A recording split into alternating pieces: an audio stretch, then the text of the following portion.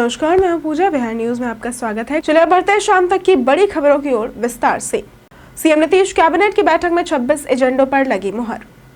पटना में मुख्यमंत्री नीतीश कुमार की अध्यक्षता में कैबिनेट की बैठक में कुल 26 एजेंडों पर मुहर लगी है। प्रमुख निर्णयों में बिहार औद्योगिक निवेश प्रोत्साहन पैकेज 2025 लागू करना शामिल है, जिसके तहत उद्यमियों को 40 करोड़ रुपए तक ब्याज सब्सिडी, नई औद्योगिक इकाइयों को 14 वर्षों तक 300% SGST प्रतिपूर्ति और 30% पूंजीगत सब्सिडी दी जाएगी। निर्यात बढ़ाने के लिए 14 वर्षों तक प्रतिवर्ष 40 लाख रुपए प्रोत्साहन राशि मिलेगी। फतुहा में फिनटेक सिटी के लिए 242 एकड़ भूमि अधिग्रहण और 408.81 करोड़ रुपए की मंजूरी मिली।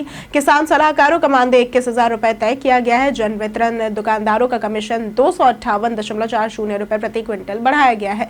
दिव्यांगजन सशक्तिकरण के लिए मुख्यमंत्री दिव्यांगजन उद्यमी योजना के लिए 10.25 करोड़ रुपए की मंजूरी भी दी गई। बैठक मंत्रिमंडल सचिवालय में हुई थी। बिहार में आज से शुरू होगी हीरो एशिया कप टिकट की बुकिंग।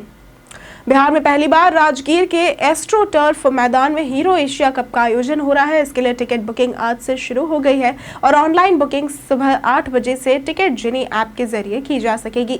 इस टूर्नामेंट में दर्शकों की एंट्री फ्री होगी, लेकिन इसके लिए ऑनलाइन रजिस्ट्रेशन अनिवार्य है। टिकट बुक करने के लिए आधार कार्ड जरूरी है और एक व्यक्ति अधिकतम 2 टिकट बुक कर सकता है। एक टिकट पर एक व्यक्ति को ही एंट्री मिलेगी और टिकट को फॉरवर्ड या स्क्रीनशॉट नहीं किया जा सकता। मोबाइल नंबर से एक ही टिकट बुक होगा। टिकट हर दिन के लिए मान्य होगा और पूरे दिन के सभी मैच देखने की अनुमति देगा। बुकिंग के बाद टिकट का QR कोड टिकट जिनी ऐप के माई टिकट सेक्शन में मिलेगा, जिसे गेट पर स्कैन कर अंदर प्रवेश मिलेगा। बिहार में 7 जिलों के 7.95 लाख लोग बाढ़ से प्रभावित। बिहार में 7 जिलों के 24 प्रखंडों की 230 पंचायतों में 7.95 लाख लोग बाढ़ से प्रभावित हैं, जिनमें भागलपुर, खगड़िया, कटिहार, लखीसराय, भोजपुर, वैशाली और मधेपुरा शामिल है। आपदा प्रबंधन विभाग ने प्रभावित लोगों के आवागमन के लिए 168 नावें चलाई हैं। विभिन्न जिलों में 22 सामुदायिक रसोई केंद्रों के माध्यम से प्रतिदिन 28,800 लोगों को भोजन उपलब्ध कराया जा रहा है। एक राहत शिविर में 2,600 शरणार्थियों के रहने, खाने और चिकित्सा की व्यवस्था की गई है। केंद्रीय जल आयोग के अनुसार कोसी, बलतारा, कुर्सेला, गंगा, कहलगांव और पुनपुन के श्रीपालपुर में खतरे के निशान से जलस्तर ऊपर है। अब तक 1,57,000 पॉलिथीन शीट और 27,700 ड्राई राशन पैकेट बांटे गए हैं। राज्य में इस वर्ष जून जुलाई में कम बारिश रही, लेकिन अगस्त में सामान्य से 23% अधिक वर्षा हुई, जिससे धान की रोपनी 99% पूरी हो गई। लिपिकीय कर्मचारियों की हड़ताल 18वें दिन भी रही जारी। बिहार में समाहरणालय से लेकर अनुमंडल, प्रखंड और अंचल कार्यालयों के लिपिकीय कर्मचारियों ने अपनी 10 सूत्री मांगों की पूर्ति के लिए लगातार 18वें दिन हड़ताल जारी रखी।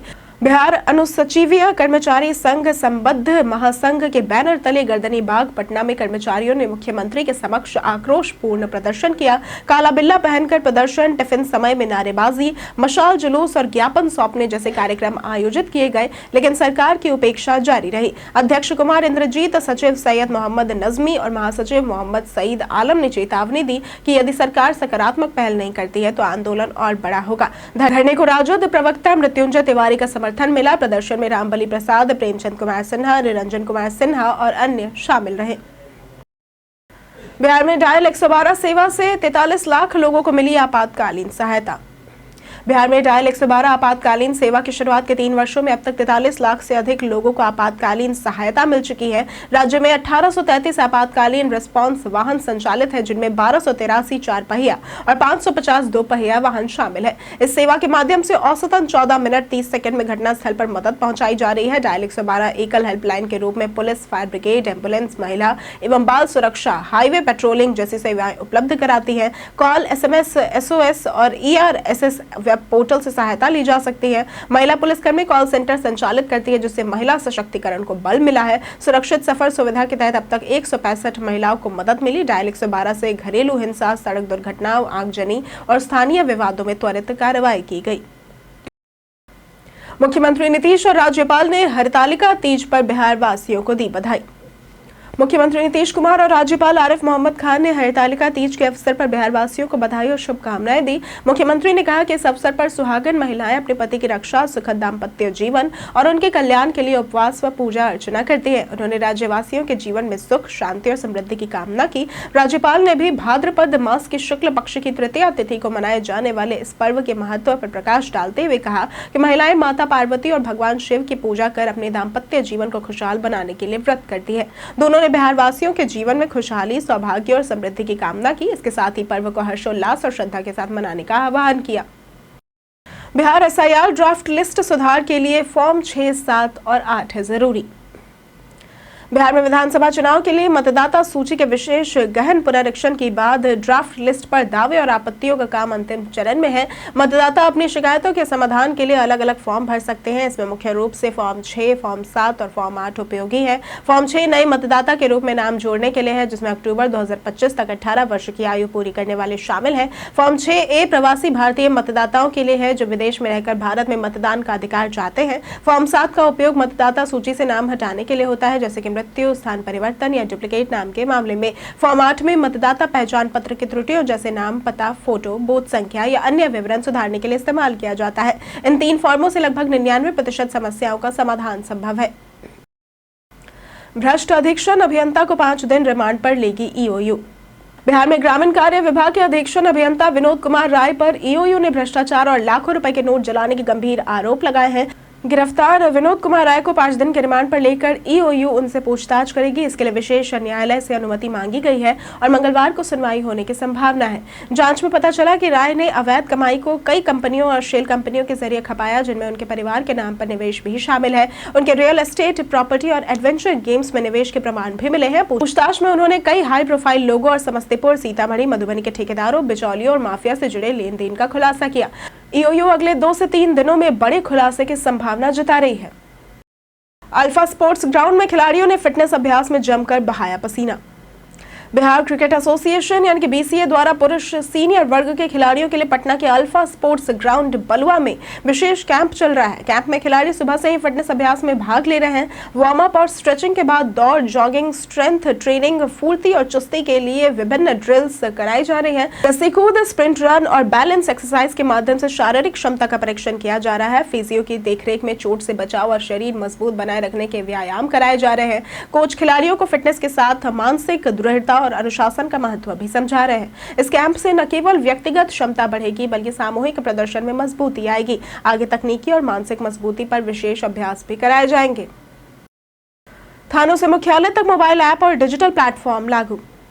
बिहार पुलिस जल्द ही पूरी तरह डिजिटल मोड में काम करेगी, जिससे थानों से लेकर मुख्यालय तक सभी प्रक्रियाएं मोबाइल ऐप और डिजिटल प्लेटफॉर्म के जरिए संचालित होंगी। एफआईआर से लेकर केस फाइल तक सब ऑनलाइन होंगे, जिससे कागजी कामकाज खत्म होगा और जांच तेज, पारदर्शी और प्रभावी बनेगी। केस से जुड़े दस्तावेज और डिजिटल साक्ष्य इलेक्ट्रॉनिक फॉर्मेट में सुरक्षित रहेंगे। पुलिस कर्मियों को लैपटॉप, स्मार्टफोन और भविष्य में आईपैड दिए जाएंगे। मौके पर ही वीडियो रिकॉर्डिंग और रियल टाइम डेटा एक्सेस संभव होगा। बिहार मॉडल तेलंगाना और कर्नाटक से अधिक आधुनिक तकनीक का इस्तेमाल करेगा। डिजिटल सिस्टम से कानून तोड़ने वालों पर पैनी नजर रहेगी और अपराध जांच में तेजी आएगी। ये पहल पुलिस व्यवस्था को मजबूत, हाईटेक और जनता के लिए सुलभ बनाएगी। इसके साथ ही अपराधियों में भय पैदा करेगी। बिहार को औद्योगिक हब बनाने के लिए सरकार ने बनाई रणनीति।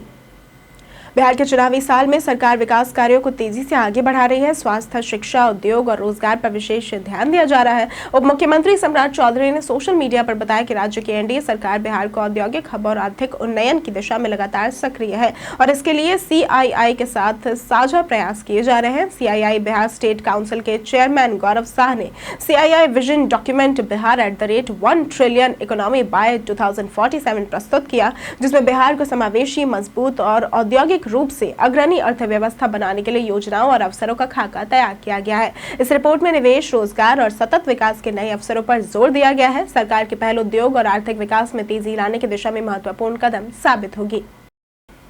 एवरट्रेड इंडिया दरभंगा में 100 करोड़ की लगाएगी फैक्ट्री। बिहार औद्योगिक विकास के नए दौर में प्रवेश कर रहा है, जहां राज्य सरकार स्टार्टअप्स और बड़े उद्योगों को बढ़ावा देकर निवेश आकर्षित कर रहे हैं। खेल और फुटवेयर बनाने वाली मल्टीनेशनल कंपनी एवरट्रेड इंडिया दरभंगा में 100 करोड़ की लागत से फैक्ट्री लगाएगी। कंपनी के मालिक नरेंद्र कुमार आनंद ने कहा कि सरकार की पहल और जमीन सुरक्षा से वे उत्साहित है। उप मुख्यमंत्री सम्राट चौधरी ने कहा कि बिहार में 100 करोड़ से अधिक निवेश करने वाले उद्योगपतियों को 40 करोड़ रुपए तक का इंसेंटिव मिलेगा। सरकार ने 8000 एकड़ का लैंड बैंक तैयार किया है और उद्योगों के लिए सभी सुविधाएं सुनिश्चित की है। 2024 इंडस्ट्रियल समिट में 1.80 लाख करोड़ रुपए के निवेश प्रस्ताव आए। बिहार ने बंटवारे के बाद इंफ्रास्ट्रक्चर और आर्थिक चुनौतियों का सामना किया, लेकिन अब बजट 3.17 लाख करोड़ तक पहुंच गया, जो राज्य की आर्थिक प्रगति का प्रमाण है। ड्राफ्ट वोटर लिस्ट को लेकर तेजस्वी ने कार्यकर्ताओं को दी जिम्मेदारी। बिहार में मतदाता सूची के विशेष गहन पुनरीक्षण यानी कि एसआईआर के बाद जारी ड्राफ्ट वोटर लिस्ट में कटे 65 लाख नाम को लेकर सियासत गरमाई हुई है। विपक्षी दल लगातार सवाल उठा रहे हैं और मामला सुप्रीम कोर्ट तक पहुंचा। अदालत ने राजनीतिक दलों के 1.60 लाख से अधिक बूथ लेवल एजेंटों से पूछा कि वे अब तक क्यों सक्रिय नहीं हुए। इसके बाद राष्ट्रीय जनता दल यानी कि आरजेडी नेता तेजस्वी यादव ने वीडियो संदेश जारी कर राजद कार्यकर्ताओं से अपील की कि जो वोटर के नाम कटे हैं उन्हें जोड़ने में पूरी ताकत लगाए और किसी भी मतदाता का नाम छूटे नहीं। उन्होंने नए मतदाताओं के नाम जोड़ने और लोकतंत्र की रक्षा की जिम्मेदारी दी। तेजस्वी इस समय वोटर अधिकार यात्रा पर है, जिसमें कांग्रेस, सीपीआई, माले और वीआईपी के नेता भी शामिल है। सुप्रीम कोर्ट ने आपत्ति प्रक्रिया में आधार कार्ड को मान्यता देकर विपक्ष को राहत दी है। गिरिराज ने लालू और राहुल पर मजाकिया तंज कसा। पूर्णिया के बनमनखी में आयोजित एनडीए कार्यकर्ता सम्मेलन में केंद्रीय मंत्री गिरिराज सिंह ने राहुल गांधी और तेजस्वी यादव पर कटाक्ष करते हुए नीतीश कुमार की योजनाओं और उपलब्धियों का विवरण दिया। उन्होंने राजद सुप्रीमो लालू यादव पर भी तंज कसा। गिरिराज सिंह ने मजाकिया अंदाज में राहुल गांधी के मखाना के खेत में जूता पैजामा पहनकर कूदने की घटना का जिक्र किया। सभा में उन्होंने मातृत्व वंदना योजना, लड़कियों को साइकिल वितरण, मैट्रिक और इंटर में प्रथम श्रेणी पास करने पर प्रोत्साहन राशि, स्नातक पास करने पर 50,000 रुपए की राशि जैसी योजनाओं का उल्लेख किया। उन्होंने कहा कि नीतीश कुमार ने बिहार में बिजली पहुंचाकर लालटेन युग समाप्त किया, हर घर में शौचालय बनाए और महिलाओं की सुरक्षा सुनिश्चित की। राजनीतिक हलचल के बीच गिरिराज सिंह ने एनडीए की उपलब्धियों को उजागर किया। सचिन ने बताया धोनी ने क्यों युवराज से पहले की बैटिंग। वनडे वर्ल्ड कप 2011 के फाइनल में भारत ने श्रीलंका को हराकर खिताब जीता। इस मैच में कप्तान एमएस धोनी ने 5वें नंबर पर बल्लेबाजी करते हुए 91 रन बनाए और गौतम गंभीर के साथ विजयी साझेदारी की थी। धोनी युवराज सिंह की जगह 5 नंबर पर आए थे, जो तब विवादित माना गया क्योंकि युवराज उस समय शानदार फॉर्म में थे। हाल ही में सचिन तेंदुलकर ने री-एडिट सेशन में बताया कि ये सुझाव उन्होंने दिया था। उनका कहना था कि धोनी के राइट लेफ्ट बैटिंग संयोजन से श्रीलंका के 2 ऑफ स्पिनरों को परेशानी होती और धोनी ने मुरलीधरन के साथ चेन्नई सुपर किंग्स में 3 सीजन तक नेट्स में खेला था। सचिन की इस सलाह से धोनी ने निर्णायक पारी खेली और भारत को 28 साल बाद वनडे वर्ल्ड कप का खिताब दिलाया। बीते दिन हमारे द्वारा पूछे गए सवाल का जवाब आप लोगों में से बहुत लोगों ने हमारे कमेंट सेक्शन में लिख कर दिया है। जिन्होंने हमारे द्वारा पूछे गए सवाल का जवाब दिया है उनके नाम है मुन्ना कुमार, रामशंकर सिंह, मुन्ना प्रसाद, आलोक प्रियदर्शी, राकेश मिश्रा, गौरव कुमार, नरेंद्र कुमार, मिंटू ठाकुर, दिलीप कुमार, विजय सिंह, संजीव कुमार, चंदन कुमार, रंजय राज, भारती यादव, सुनीता भारती, कौशल किशोर, राजेश कुमार, रंजीत मिश्रा, सिंटू कुमार और अर्जुन राम।